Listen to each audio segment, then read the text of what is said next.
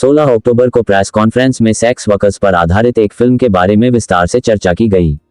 महिला sex workers जिन्हें समाज में इज्जत और सम्मान नहीं दिया जाता और उनके साथ भेदभाव किया जाता है, जबकि ह्यूमन राइट्स द्वारा उन्हें समाज में सम्मान के साथ जीने का अधिकार दिया गया है। इसी विषय पर आधारित इस फिल्म के बारे में विस्तार से चर्चा की गई है। ये एक अद्भुत फिल्म है क्योंकि इस इलाके में एक फिल्म बनाना इतनी मेहनत से और कोविड के दिनों में फिल्म बनाना एक बड़ी साहस का काम है और ये बहुत ही मानवीय फिल्म बनी है क्योंकि इसमें जो मार्जिनलाइज विमेन इन प्रोस्टिट्यूशन है उनके बारे में, उनके जीवन के बारे में, उनकी तकलीफ़ों के बारे में, क्योंकि ये औरतों के बारे की फिल्म है और एक औरत ही इस फिल्म को अच्छी तरीके से बना सकती है। इसलिए मैं संतोष जी की इस फिल्म को एक मानता हूँ कि ये राष्ट्रीय विषय पे बनाई गई एक सबसे पहली फिल्म है और मैं शुभकामनाएं देता हूँ कि इस फिल्म को भारत के दर्शकों को दिखाया जाना चाहिए क्योंकि ये न केवल मुंबई की समस्या है बल्कि पूरे महाराष्ट्र की, पूरे देश की समस्या है। और जिस तरीके से इन पिछले 2 साल में इन महिलाओं को जो तकलीफ़ हुई है, जिनको हम लोग औरत नहीं मानते हैं, उनको एक सम्मान और एक इज़्ज़त दिलाने का काम संतोष जी ने किया है। ये फिल्म इसलिए भी मुझे अच्छी लगी क्योंकि इसमें गज़ब का छायांकन हुआ है। जो फोटोग्राफी की गई है वो बहुत ही अच्छी है। जो उनकी तकलीफ़ें हैं, जो इंटरव्यूज़ किए गए हैं, वो काफ़ी तादाद में हैं। और सबसे बड़ी बात यह है कि ये एक बड़ी संवेदना से बनाई गई एक सशक्त फिल्म है। 10 महीने। आपको क्या, तुम्हाला काय अनुभव आला? देखिए, लोगों का ना अपना अपना है। मैं फिल्म के बारे में, वही 4 लाख 8 के बारे में आपको बताऊं। लोगों का रेड लाइट एरिया और खासकर कमाठीपुरा, फाकलैंड रोड, फारस रोड, इनको लेके लोगों का अपना अपना मिथ होता है कि हम उधर से जाते हैं ना तो हमको कोई छेड़ लेगा। मेरे बहुत सारे अच्छे अनुभव रहे हैं और बहुत अच्छे अनुभव रहे हैं। तो ये औरतें हैं ना, वो आपकी हमसफ़र रही हैं। मतलब मैंने रात में जब 2:30 बजे मैं थक गई हूँ तो मेरे लिए चाय वो औरतों ने मंगाई है, बनाई नहीं है, मंगाई है।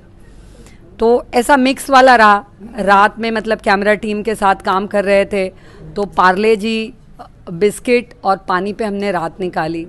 मतलब वो ऐसा टाइम ही है कि जहाँ पे रात में ये औरतों से बात की जा सकती है, जो विमेन इन सेक्स वर्क हैं उनसे बात की जा सकती है। तो ओवरऑल शूट करना बड़ा मुश्किल था। हमने आपने फिल्म में देखा होगा कि हमने हमने कोई वल्गर शॉट्स नहीं लिए औरतों के। उसकी सबसे ख़ास वजह है कि ये औरतें हमारे लिए सब्जेक्ट मैंने नहीं समझा इन औरतों को। ये हमारे लिए ज़िंदगियाँ हैं, मेरे लिए ज़िंदगियाँ हैं। जो ज़िंदगियाँ जो आज सफ़र कर रही हैं, जो देख रही हैं, उसको दिखाना था। तो हमने उसको कपड़ों को, वो उनके कपड़े कैसे हैं, छोटे हैं, बड़े हैं, ब्लाउज़ क्या है, उन सारी बातों को हमने दरकिनार करके हमने सिर्फ फिल्म के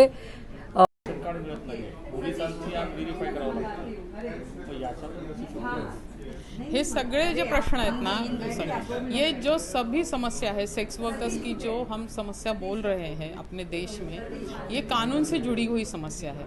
ये कोविड में भी उन तक मदद न पहुंचाने की एक बड़ी वजह यही है।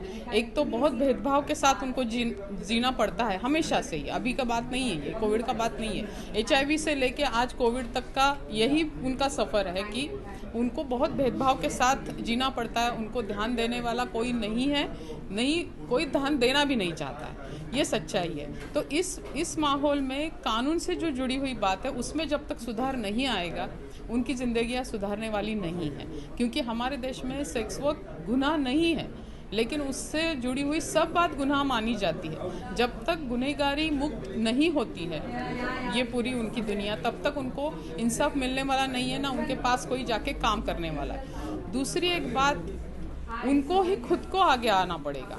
जैसे हम पुणे में या महाराष्ट्र में अलग अलग जगह पे उनकी खुद की संगठन जहाँ पे है, वहाँ पे इनको रोक, ये सब जो गलत चीज़ें उनके खिलाफ होती है, उनको रोक लगाने में हम कामयाब हुए हैं।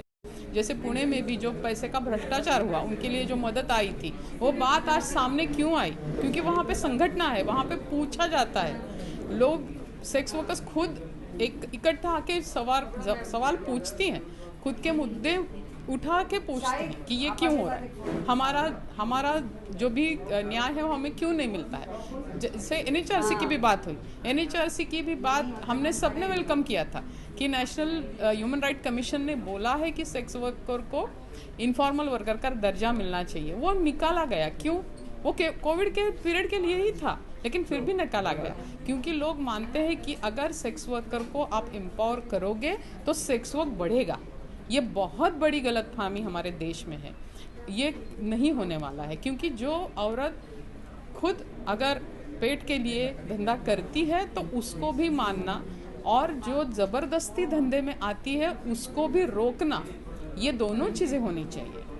तो ये जब तक नहीं होता है, जब तक हम ट्रैफिकिंग और सेक्स वर्क को अलग अलग नहीं समझेंगे और उसको उसी तरीके से जब तक हम ट्रीट नहीं करेंगे, ये चीज़ें नहीं बदलेंगी।